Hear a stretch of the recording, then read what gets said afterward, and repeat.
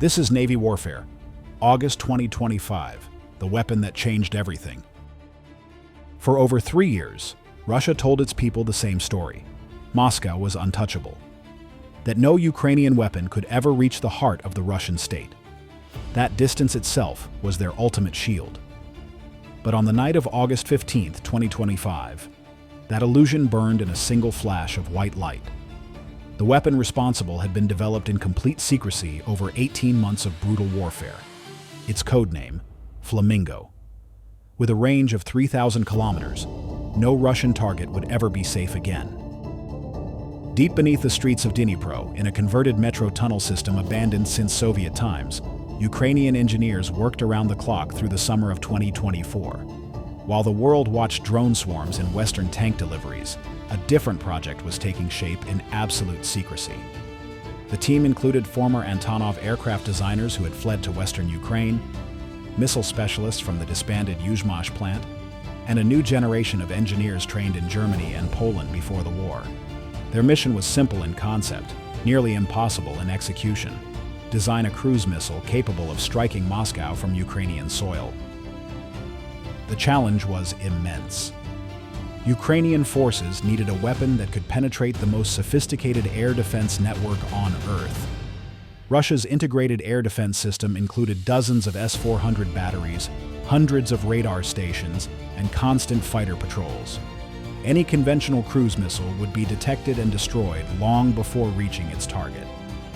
The solution came from an unexpected source: stealth technology principles borrowed from Western fighter jets, combined with Soviet-era terrain following guidance systems that had been gathering dust in Ukrainian arsenals since 1991. The Flamingo that emerged from these underground workshops was unlike any missile Ukraine had ever produced. Its airframe was coated with radar-absorbing materials synthesized in a chemical plant near Lviv.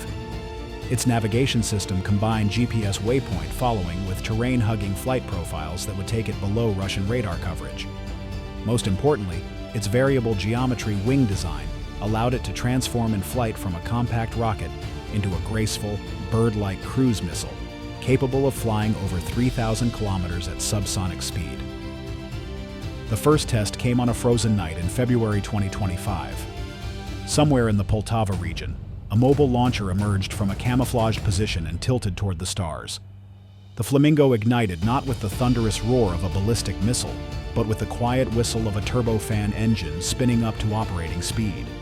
Within seconds, it had vanished into the darkness, its radar signature smaller than a large bird. 3 hours later, it struck a decommissioned radar facility 800 kilometers away with surgical precision. The explosion was recorded by seismic stations across Eastern Europe, but officially, nothing had happened. Ukrainian President Volodymyr Zelensky was briefed on the successful test at his bunker headquarters in central Kyiv. According to sources present at the meeting, his first question was not about technical specifications or production costs, but about range. When told the Flamingo could strike targets 3,000 kilometers from launch, anywhere deep inside Russian territory, Zelensky simply nodded and said, "Schedule the next test for maximum range. Make sure they understand the message." That test would never come. Instead, on August 15, 2025, Ukraine decided to send its message directly to Moscow. The target was carefully selected: the Kubinka fuel depot, a massive logistics facility serving the Russian aerospace forces just 60 kilometers from Red Square. The depot contained over 15,000 tons of aviation fuel and was protected by multiple layers of air defense systems. More importantly, it was a legitimate military target that would demonstrate Ukrainian capability without causing civilian casualties. The psychological impact of a successful strike so close to the Kremlin would be immeasurable. At 23:30 on August 15th, a convoy of unmarked trucks rolled through the Ukrainian countryside toward a pre-surveyed launch position. The mobile launcher was a converted heavy truck, indistinguishable from thousands of others moving supplies toward the front lines every night. Only the reinforced chassis and the sealed cargo compartment containing the Flamingo missile marked it as anything special. Launch authorization came directly from President Zelensky at 01:45 Moscow time. The Flamingo ignited and climbed into the summer night sky, its turbofan engine barely audible over the ambient noise of distant artillery. Its flight path had been programmed to avoid major population centers while staying below Russian radar coverage. For nearly 3 hours, it flew completely undetected through some of the most heavily defended airspace in the world. Russian air defense operators in the Moscow region were tracking routine commercial flights and conducting standard patrol procedures when the first anomalies began appearing on their screens. Radar contacts that flickered in and out of existence, moving at speeds inconsistent with commercial aircraft but too slow for military jets. Senior controllers demanded clarification from subordinate stations, but the contacts kept vanishing before identification could be confirmed. Standard protocols called for interceptor aircraft to be scrambled, but you cannot intercept what you cannot consistently track. At exactly 02:17 Moscow time, the Flamingo's 450-kilogram warhead detonated in the center of the Kubinka fuel depot. The explosion was visible from orbit, a brilliant white flash followed by a rolling orange fireball that consumed millions of liters of aviation fuel in seconds. Secondary explosions continued for 40 minutes as underground storage tanks ruptured and ignited. The shockwave shattered windows across 2 Moscow suburbs and triggered car alarms throughout the region. For the first time since World War II, foreign ordnance had struck within 100 kilometers of the Kremlin. Russian state media initially attempted to minimize the incident, describing it as an industrial accident at a civilian facility. But social media videos showing the massive explosion and subsequent fire made such deception impossible. Within hours, Telegram channels were filled with speculation about Ukrainian long-range capabilities and questions about Moscow's vulnerability to further attacks. The immediate Russian military response revealed the depth of their strategic miscalculation. Emergency orders flowed from the Ministry of Defense to military districts across the country. Operation Umbrella, the hastily organized defensive redeployment, began within 48 hours of the Kubinka strike. S-400 surface-to-air missile systems were pulled from frontline positions in Ukraine and rushed toward Moscow and St. Petersburg. Fighter squadrons were diverted from combat air patrols to provide round-the-clock coverage of major cities. Critical military installations across Russia received emergency shipments of camouflage netting and additional air defense systems. But every defensive measure created new vulnerabilities elsewhere. Ukrainian forces immediately noted a dramatic reduction in Russian air defense coverage along the Eastern Front. Surface-to-air missile sites that had previously made Ukrainian air operations impossible were suddenly abandoned or minimally staffed. The Flamingo had forced Russia into exactly the kind of strategic dilemma that military planners dread, robbing strength from one area to defend another, creating gaps that could be exploited by conventional forces. Colonel James Morrison, a retired NATO intelligence analyst, now working as a defense consultant, described the Ukrainian achievement in stark terms. The Flamingo represents a fundamental shift in strategic thinking. Ukraine has essentially weaponized Russia's paranoia about homeland security. Every missile in Ukrainian inventory forces Moscow to defend everywhere at once, which means they cannot defend anywhere effectively. The economics of the Flamingo are as devastating as its military impact. Each missile costs Ukraine approximately $3.2 million to produce, expensive by Ukrainian standards, but a bargain compared to the defensive measures it forces Russia to implement. To intercept a single Flamingo, Russian forces must potentially launch multiple S-400 missiles worth $6 to $8 million combined. Add the operational costs of maintaining heightened alert status, dispersing critical assets, and providing constant fighter patrols, and the defensive bill multiplies exponentially. Intelligence reports suggest that within 1 week of the Kubinka strike, Russia had spent over $2 billion on emergency defensive measures. Ukraine's investment of $3.2 million had forced a defensive expenditure of over 600 times that amount. This is asymmetric warfare in its purest form, forcing an adversary to spend far more on defense than you spend on offense. But perhaps the most significant impact of the Flamingo was psychological. For over 3 years, ordinary Russians had treated the war in Ukraine as a distant conflict that did not directly affect their daily lives. Television broadcasts showed combat footage from hundreds of kilometers away. Air raid sirens were something that happened to other people in other countries. The Kubinka strike shattered that comfortable illusion permanently. Moscow residents began asking questions they had never dared voice before. If Ukrainian missiles can reach here, what else can they do? Are nuclear facilities safe? What about government buildings? Social media filled with videos of the explosion, speculation about future strikes, and growing anxiety about the war's trajectory. For the first time since February 2022, ordinary Russians began experiencing something Ukrainians had lived with daily: the fear that death could fall from the sky without warning. Ukrainian officials maintained strict operational security about the Flamingo program following the Moscow strike.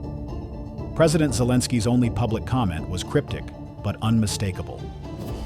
Those who bring war to Ukrainian cities should not expect their own cities to remain untouched forever. We have developed new capabilities, and we will use them to defend our people.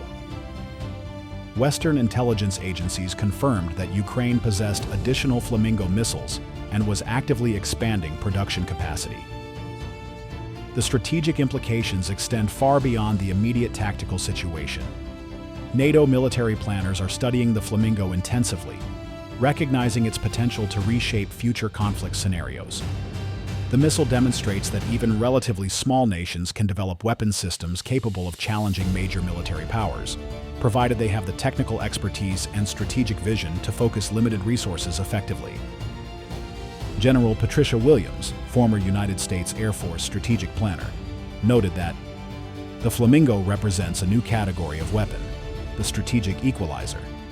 It doesn't give Ukraine military superiority over Russia, but it does give them strategic reach, and strategic reach changes everything. When targets 3,000 kilometers from your border are reachable by precision weapons, there is no safe rear area anymore. Russian military doctrine, built around the concept of defense in depth and geographical buffer zones, has been rendered obsolete overnight. The vast distances that once provided early warning and multiple intercept opportunities no longer offer meaningful protection against low observable cruise missiles approaching at terrain-following altitudes. Intelligence sources report that Ukraine is already developing follow-on variants with even greater capabilities. Project Albatross, reportedly under development in facilities near Lviv, may feature an extended range exceeding 4,000 kilometers and improved stealth characteristics. More concerning for Russian planners is the potential for technology transfer from Ukrainian allies. Advanced guidance systems or more powerful engines could make the next generation of Ukrainian cruise missiles a genuine existential threat to Russian strategic infrastructure. The human cost of this technological revolution extends to both sides of the conflict. Major Oleksandr Kovalenko, one of the Flamingo's principal designers, lost his wife and 2 children in a Russian missile strike on Mariupol in 2022. For Kovalenko, the missile project became intensely personal. "Every night I worked on the guidance systems and thought about my daughter," he said in a rare interview. "She was 7 years old and loved flamingos because of their pink color. When we needed a code name for the project, I suggested Flamingo. It seemed appropriate, beautiful and graceful, but with the power to travel great distances." On the Russian side, Colonel Dmitry Volkov, commander of the 1st Air Defense Brigade tasked with protecting Moscow, described the psychological pressure facing his personnel. "My soldiers haven't slept properly in weeks. Every radar contact, every weather anomaly, we have to treat it as a potential Flamingo. The stress is destroying unit cohesion and combat effectiveness." The Flamingo's impact on Russian strategic planning cannot be overstated. Every military installation, command bunker, and logistics depot must now be defended as if it were on the front lines. The comfortable distinction between front and rear areas has vanished. Critical facilities are being relocated deeper into Russia's interior, lengthening supply lines and increasing operational costs. Mobile command centers are replacing fixed installations. Dispersal has become the new doctrine, but dispersal brings its own vulnerabilities and inefficiencies. Western defense contractors are studying Ukrainian innovations for potential application to their own systems.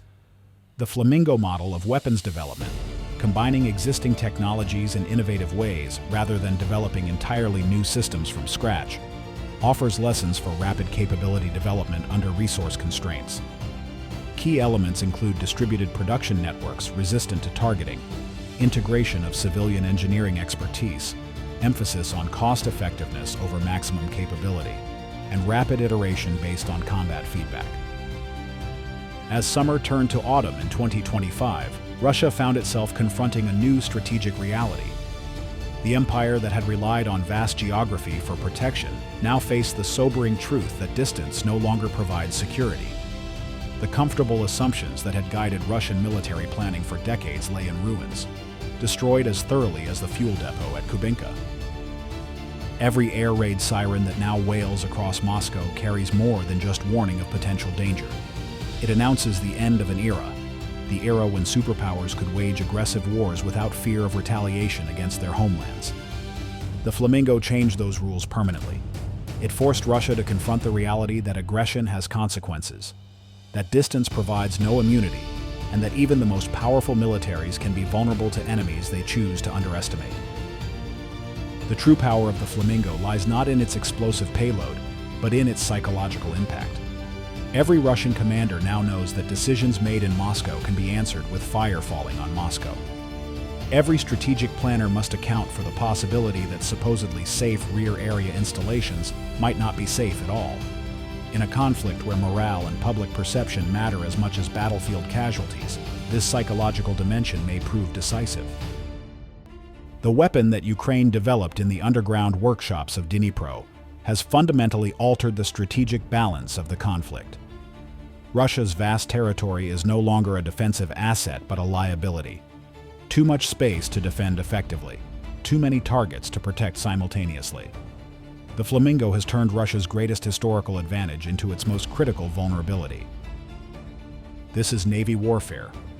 The Flamingo missile didn't end the war, but it ended something perhaps more important: the illusion that aggressor nations can remain safe while bringing destruction to others. In August 2025, Ukraine proved that innovation, determination, and strategic creativity can challenge even the most powerful adversaries. The age of consequence had finally arrived.